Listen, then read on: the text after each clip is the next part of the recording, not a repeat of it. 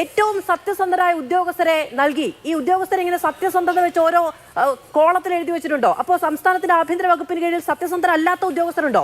അതോ ഒരു ഗ്രേഡ് വരെ സത്യസന്ധതയുള്ളവരുണ്ടോ? അതിന് കുറച്ചുകൂടി ഒരു എ ഗ്രേഡ് വരെ സത്യസന്ധതയുള്ളവരുണ്ടോ? നല്ല സത്യസന്ധതയുള്ളവരുണ്ടോ?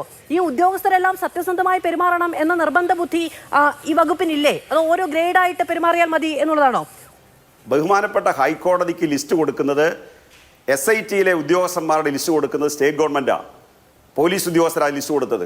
ആ ലിസ്റ്റ് ബഹുമാനപ്പെട്ട കേരള ഹൈക്കോടതി നിരാകരിച്ചില്ല. അതിൻ്റെ അർത്ഥം ഏറ്റവും സത്യസന്ധരായ ഉദ്യോഗസ്ഥരെ ഞങ്ങൾ കൊടുത്തത് ഞങ്ങളുടെ ഉദ്ദേശശുദ്ധിയെ നിങ്ങൾ ചോദ്യം ചെയ്യേണ്ടതില്ല. ഡോക്ടർ PK ഗോപൻ അങ്ങേക്ക് കേൾക്കാമോ?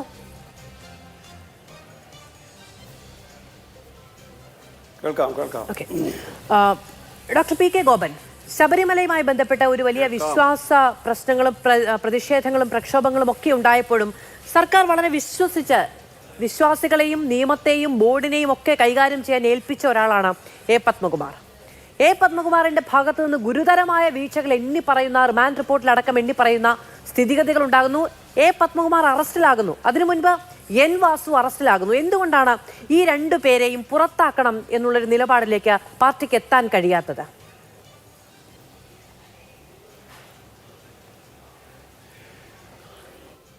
CPIMന്റെ രാഷ്ട്രീയ തീരുമാനങ്ങളും സംഘടനാ തീരുമാനങ്ങളും ഒക്കെ നിങ്ങൾ മാധ്യമങ്ങൾ തീരുമാനിച്ചാൽ പിന്നെ ഞങ്ങൾക്ക് പ്രത്യേകിച്ച് റോളൊന്നും ഇല്ലാതെ വരും. അവിടെ ഒരാളെ പാർട്ടിയിൽ നിന്ന് പുറത്താക്കുന്നതിൻ്റെ നടപടിക്രമങ്ങൾ എപ്പോഴാണ്? അത് പുറത്തുനിന്ന് ആരും സമ്മർദ്ദം ചെലുത്തുന്നതിൻ്റെ അടിസ്ഥാനത്തിൽ ചെയ്യുന്നൊരു കാര്യമല്ല. അങ്ങനെ പുറത്തുനിന്നൊരു സമ്മർദ്ദത്തിന് വിധേയമായിട്ടല്ല പാർട്ടി പ്രവർത്തിക്കുന്നത്.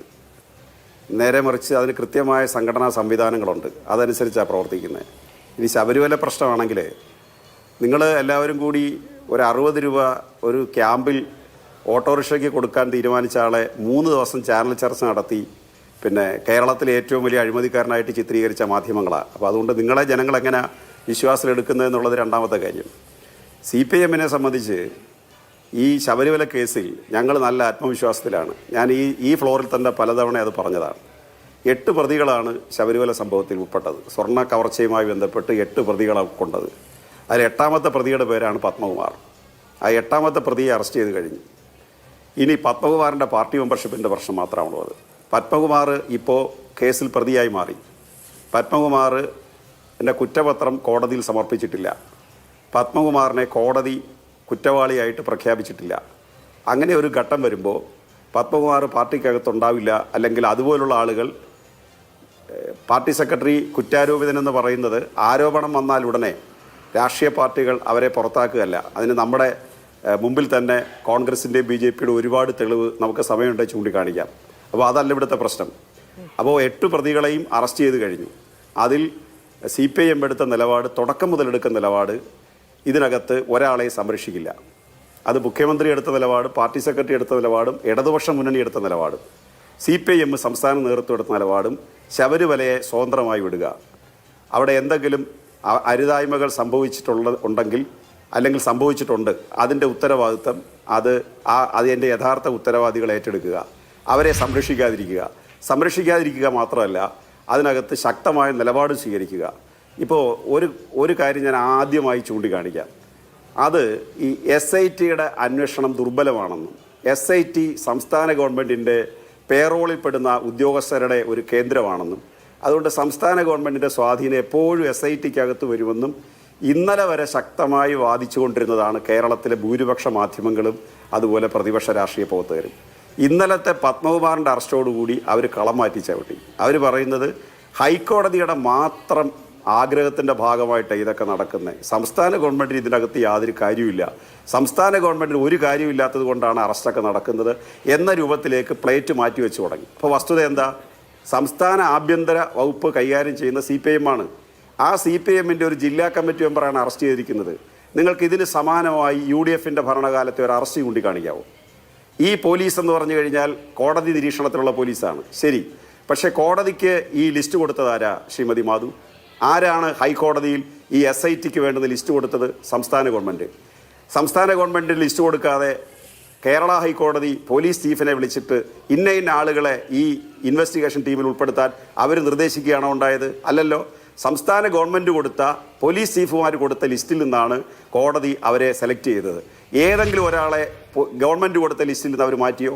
അപ്പോൾ ഗവൺമെൻറ് ആളെ കൊടുത്തപ്പോൾ തന്നെ ഏറ്റവും സ്ട്രെയിറ്റായ നല്ല അന്വേഷണ മികവുള്ള അന്വേഷണ തികവുള്ള ആത്മാർത്ഥ തെളിയിച്ചിട്ടുള്ള സത്യസന്ധത തെളിയിച്ചിട്ടുള്ള ശേഷി തെളിയിച്ചിട്ടുള്ള ഉദ്യോഗസ്ഥന്മാരെയാണ് ഗവൺമെൻറ് കൊടുത്തത്. അപ്പോൾ ഗവൺമെൻറ് ഉദ്ദേശശുദ്ധി എന്താണ്? ശബരിമലയിൽ ആര് ഈ സംഭവത്തിന് ഉത്തരവാദികളാണെങ്കിലും അവരെ സംരക്ഷിക്കാൻ പാടില്ല എന്ന ശക്തമായ നിലപാട് CPIM ഉണ്ടായിരുന്നു. അതുകൊണ്ടാണ് CPIM സംസ്ഥാന ഗവൺമെന്റും അല്ലെങ്കിൽ CPIM വിട് സംസ്ഥാന ഗവൺമെന്റ് വളരെ കൃത്യമായി ഈ ലിസ്റ്റ് ഹൈക്കോടതി ഏൽപ്പിച്ചത്. പത്മകുമാർ ഈ കേസിലെ 8ാം പ്രതിയാണ് എന്നങ്ങ് പറയുന്നു. ഈ കേസിലെ 8ാം പ്രതി 2019 ദേവസ്വം ബോർഡ് മെമ്പേഴ്സ് ആണ്. അതിൽ ദേവസ്വം ബോർഡ് പ്രസിഡന്റ് ആയിരുന്ന പത്മകുമാർ അറസ്റ്റിലാവുകയാണ് ചെയ്തത്. പ്രതി ചേർക്കപ്പെടലൊക്കെ നേരത്തെ കഴിഞ്ഞിരുന്നു. അതായത് കുറ്റം ആരോപിക്കപ്പെടൽ നേരത്തെ കഴിഞ്ഞിരുന്നു. ആ ആരോപിക്കപ്പെടലിന് ശേഷം അന്വേഷണവും മൊഴികളും എത്തി നിൽക്കുന്ന ഇടത്താണ് പത്മകുമാർ അറസ്റ്റിലാകുന്നത്. അത് ഈ FIR-ൽ പേര് ചേർക്കപ്പെടുക എന്ന ഘട്ടം പിന്നിട്ട് കഴിഞ്ഞിരിക്കുന്നു. ഒന്ന്. രണ്ടാമത്തേത്, ഇതൊരു ആരോപണമാണോ? ഏതെങ്കിലും രാഷ്ട്രീയ പാർട്ടികൾ മൈക്ക് കെട്ടിവെച്ചോ ഏതെങ്കിലും മാധ്യമങ്ങളുടെ റിപ്പോർട്ടിന്റെ അടിസ്ഥാനത്തിലോ മുന്നോട്ട് വെച്ച ആരോപണമാണോ? അല്ല, ഒരു കുറ്റകൃത്യം നടന്നു കഴിഞ്ഞിരിക്കുന്നു. ഒന്നാമത്തേത്, ആ കുറ്റകൃത്യം നടന്നു കഴിഞ്ഞു എന്ന ബോധ്യത്തിൽ കോടതി സ്വമേധയാ കേസെടുത്ത് അന്വേഷണ ഏജൻസി ഏൽപ്പിച്ച് അവരുടെ അന്വേഷണത്തിനൊടുവിൽ അറസ്റ്റിലാവുകയാണ് ചെയ്യുന്നത്. അപ്പോഴാണ് ഇത് വെറും ആരോപണം എന്ന നിലയ്ക്ക് മാത്രം കാണുന്നത്. രണ്ടാമത്തേത്, എനിക്ക് പ്രാഥമികമായി അങ്ങ് പറഞ്ഞ കാര്യത്തിൽ യാതൊരു വിയോജിപ്പുമില്ല കേട്ടോ. CPM-ന്റെ സംഘടനാ നടപടികളിൽ രാഷ്ട്രീയമായ തീരുമാനങ്ങളും എപ്പോഴുണ്ടാകണം എന്നുള്ളത് CPM തീരുമാനിക്കേണ്ട കാര്യമാണ്. പിന്നെ ആ CPM ആണോ ആഭ്യന്തരം ഭരിക്കുന്നതെന്ന് എനിക്കറിയില്ല. അങ്ങ് പറഞ്ഞ വാചകമാണ് ആഭ്യന്തര വകുപ്പ് കൈകാര്യം ചെയ്യുന്നത് CPM ആണെന്ന്. എനിക്കറിയില്ല.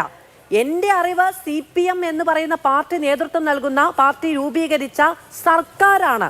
ആ സർക്കാരിൽ മുഖ്യമന്ത്രിയുടെ വകുപ്പാണ് ആഭ്യന്തര വകുപ്പ് എന്നുള്ളതാണ്. അത് CPM ഡയറക്റ്റ് പാർട്ടി ഓഫീസിൽ നിന്ന് നിയന്ത്രിക്കുന്നതാണെന്ന് എനിക്കറിയില്ല കേട്ടോ. അങ്ങേക്ക് അത് ആവർത്തിച്ച് പറയാമെങ്കിൽ അങ്ങ് പറഞ്ഞോളൂ. അങ്ങ് പറഞ്ഞ വാക്കിങ്ങനെയാണ് ആഭ്യന്തര വകുപ്പ് കൈകാര്യം ചെയ്തത് CPM ആണെന്ന്. എനിക്ക് പുതിയ അറിവാണ്. ഈ രാഷ്ട്രീയ അങ്ങ് ആത്മവിശ്വാസത്തോടു കൂടി പറയുന്നു ശബരിമല സ്വർണ്ണക്കൊള്ളക്കേസുമായി ബന്ധപ്പെട്ട് CPM വലിയ ആത്മവിശ്വാസത്തിലാണെന്ന്.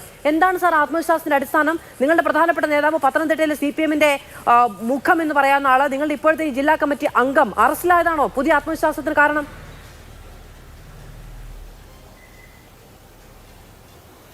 ശ്രീമതി മാധു, ബീഹാറിലെ ഇലക്ഷൻ കഴിഞ്ഞു. ആഭ്യന്തര വകുപ്പ് ഏത് പാർട്ടിക്കാ ശ്രീമതി മാധു? എന്താ സാറിന് അതിന് മറുപടി പറയാനുള്ളത്? ആഭ്യന്തരമന്ത്രി ആരാധി ചോദിച്ചാൽ ഏത് പാർട്ടിക്കാണ് അവിടെ ഇപ്പോൾ ഡിവൈഡ് ചെയ്തിട്ടുള്ളത്? ആ ശൈലി ആർക്കാണ് അത് മനസ്സിലാകാത്തത്? ഇങ്ങനെ ഭാഷയിട്ട് അമ്മാനമാണല്ലേ? ഇതൊക്കെ കേട്ടോണ്ടിരിക്കുന്നവർക്ക് ഇതെല്ലാം മനസ്സിലാവും. പാർട്ടികൾക്കാവുന്നത് പോലെയാണോ വകുപ്പ് ഭരിക്കുന്നത് പാർട്ടിയാണെന്ന് പറയുന്നത്? സംസ്ഥാനത്തെ ആഭ്യന്തര വകുപ്പ് ഭരിക്കുന്നത് CPM ആണ് എന്നാണോ പറയേണ്ടത്? അല്ല മാധു, അല്ല എനിക്ക് പറയാൻ സമ്മതിച്ചില്ലെങ്കിൽ ഞാൻ മിണ്ടാതിരിക്കും. അല്ല നിങ്ങളുമായിട്ട് വഴക്കിടാനൊന്നും ഞാനില്ല. നിങ്ങൾ എന്നെ വിളിച്ചിരുത്തി ചോദ്യങ്ങൾ ചോദിച്ചിട്ട് നിങ്ങളെ കൺക്ലൂഷൻ തണ്ട. മറുപടി പറയാൻ സമയം തന്നാൽ മറുപടി പറയും, ഇല്ലെങ്കിൽ അവസാനിപ്പിക്കും. അത്രയേ ഉള്ളൂ കാര്യം. നിങ്ങൾക്ക് ഏത് ചോദ്യം ചോദിക്കാം. ചോദ്യം ചോദിച്ച് നിങ്ങൾക്ക് ഇഷ്ടമുള്ളവരെല്ലാം കൂടെ വിളിച്ചിരുത്തി സന്തോഷ വർത്താനം പറഞ്ഞ് ചർച്ച നടത്താനാണെങ്കിൽ ഞങ്ങളെ ബുദ്ധിമുട്ടിക്കരുത്. അതുകൊണ്ട് മറുപടി പറയാൻ അവസരം തരണം. അങ്ങ് ചോദ്യം ചോദിച്ചു, ഞാൻ അതിന് ഉത്തരം പറയുന്നു. വീണ്ടും ചോദിച്ചു, എനിക്ക് തർക്കമില്ല, ഞാൻ കേട്ടോണ്ടിരിക്കുക, എത്ര വേണം കേട്ടോണ്ടിരിക്കുക. പക്ഷേ അതിനകത്ത് കൺക്ലൂഷൻ എത്തിക്കളയരുത് ആവശ്യമില്ലാതെ. അതായത് അങ്ങും ഇടപെടാൻ ശ്രമിക്കുന്നുണ്ടായിരുന്നു, ഞാൻ ചോദിക്കുന്നതിനിടയിൽ അങ്ങും ഇടപെടാൻ ശ്രമിക്കുന്നുണ്ടായിരുന്നു. ഇത് അങ്ങോട്ടും ഇങ്ങോട്ടും ചോദ്യം ചോദിക്കുകയും പറയുകയും ഒക്കെ ചെയ്യുന്നൊരു കാര്യമാണ്. എനിക്ക് അങ്ങോട്ട് ഉത്തരം കേൾക്കാൻ വേണ്ടിയാണ് ഞാൻ ചോദിക്കുന്നത്. അതിലൊന്നും തർക്കമില്ല.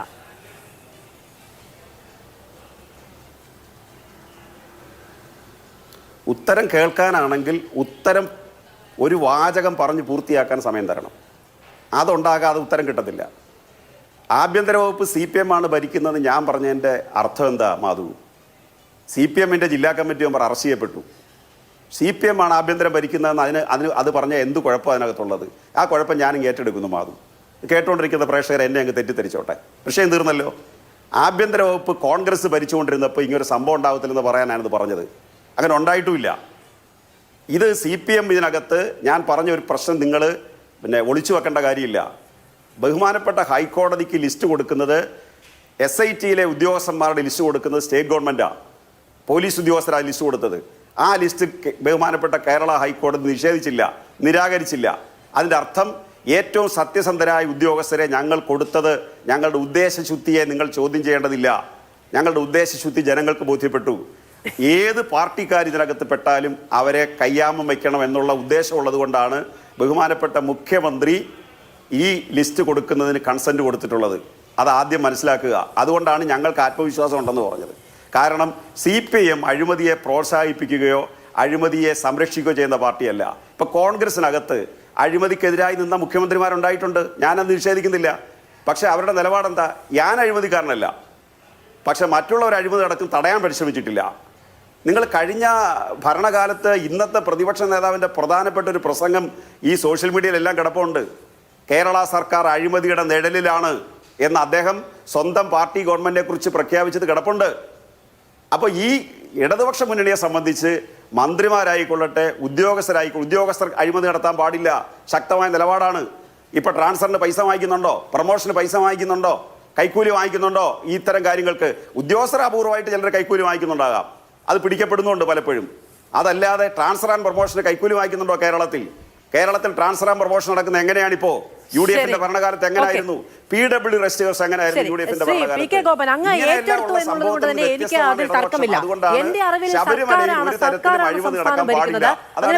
ഭരിക്കുന്നു എന്ന് പറയാനാണെങ്കിൽ ഇവിടെ ഒരു ക്യാബിനറ്റിന്റെ ആവശ്യമോ മന്ത്രാലയം ഓരോ വകുപ്പുകളും മന്ത്രിമാരെ ഏൽപ്പിക്കേണ്ടതോ ആയ സാഹചര്യം നിൽക്കുന്നില്ല. CPM ആണ് ഭരിക്കുന്നതെങ്കിൽ CPM-ന്റെ ഈ പറയുന്ന ഓരോ ഏരിയ കമ്മിറ്റി, ജില്ലാ കമ്മിറ്റി മെമ്പർമാരെ ഏൽപ്പിച്ചാൽ മതിയല്ലോ. CPM ആ സർക്കാരിന് നേതൃത്വം നൽകുന്നു, ആ പാർട്ടി ആ സർക്കാർ രൂപീകരിക്കുന്നു എന്നത് ശരിയാണ്. പക്ഷെ വകുപ്പ് ഭരിക്കുന്നത് പാർട്ടിയാണെന്ന് പറയുന്നതിൽ അനൗചിത്യമുണ്ട് എന്നുള്ളതാണ് എനിക്ക് പറയാനുള്ളത്. അങ്ങനെ ഏറ്റെടുക്കാൻ തയ്യാറാണെന്ന് പറഞ്ഞതിൽ എനിക്ക് തർക്കവുമില്ല. ഏറ്റവും സത്യസന്ധരായ ഉദ്യോഗസ്ഥരെ നൽകി, ഈ ഉദ്യോഗസ്ഥരെ ഇങ്ങനെ സത്യസന്ധത വെച്ച് ഓരോ കോളത്തിൽ എഴുതി വെച്ചിട്ടുണ്ടോ? അപ്പോൾ സംസ്ഥാനത്തിന്റെ ആഭ്യന്തര വകുപ്പിന് കീഴിൽ സത്യസന്ധരല്ലാത്ത ഉദ്യോഗസ്ഥരുണ്ടോ? അതോ ഒരു ഗ്രേഡ് വരെ സത്യസന്ധതയുള്ളവരുണ്ടോ? അതിന് കുറച്ചുകൂടി ഒരു A ഗ്രേഡ് വരെ സത്യസന്ധതയുള്ളവരുണ്ടോ? നല്ല സത്യസന്ധതയുള്ളവരുണ്ടോ? ഈ ഉദ്യോഗസ്ഥരെല്ലാം സത്യസന്ധമായി പെരുമാറണം എന്ന നിർബന്ധ ബുദ്ധി ഈ വകുപ്പിനില്ലേ? അത് ഓരോ ഗ്രേഡായിട്ട് പെരുമാറിയാൽ മതി എന്നുള്ളതാണോ? ഉദ്യോഗസ്ഥ വീഴ്ചയുണ്ടോ എന്ന് അങ്ങ് ചോദിക്കുന്നു. കൈക്കൂലി വാങ്ങുന്നുണ്ടോ എന്ന് ചോദിക്കുന്നു. ശബരിമല സ്വർണ്ണക്കൊള്ള കേസുമായി ബന്ധപ്പെട്ട് ഏറ്റവും അധികം പാർട്ടിയുടെ വക്താക്കളും ഇപ്പോഴത്തെ ദേവസ്വം ബോർഡ് പ്രസിഡന്റും ഒക്കെ പറഞ്ഞത് ഉദ്യോഗസ്ഥ വീഴ്ച എന്ന് തന്നെയാണ്. 2019 ഉദ്യോഗസ്ഥ വീഴ്ച, 2025 ഉദ്യോഗസ്ഥ വീഴ്ച. ഈ ശബരിമലയിലെ ശ്രീകോവിലെ അടക്കം സ്വർണം അടിച്ചു കൊണ്ടുപോയ കേസിൽ ഉദ്യോഗസ്ഥ വീഴ്ചയുണ്ടെന്ന് പറഞ്ഞത് ഈ സർക്കാരിന്റെ പ്രതിനിധികളും ഈ സർക്കാരിന് കീഴിലുള്ള ദേവസ്വം വകുപ്പിന്റെ മന്ത്രിയും ദേവസ്വം ബോർഡിന്റെ പ്രസിഡന്റും ഒക്കെയാണ് ഉദ്യോഗസ്ഥ വീഴ്ച എന്ന് പറഞ്ഞത്. അപ്പൊ പണ്ട് ഉദ്യോഗസ്ഥ വീഴ്ച ഉണ്ടായിരുന്നു, ഇപ്പൊ വീഴ്ച ഇല്ല എന്ന് പറയുന്നത് പിന്നെ ഏത് ആത്മവിശ്വാസത്തിന്റെ പേരിലാണെന്ന് എനിക്ക് മനസ്സിലാകുന്നില്ല.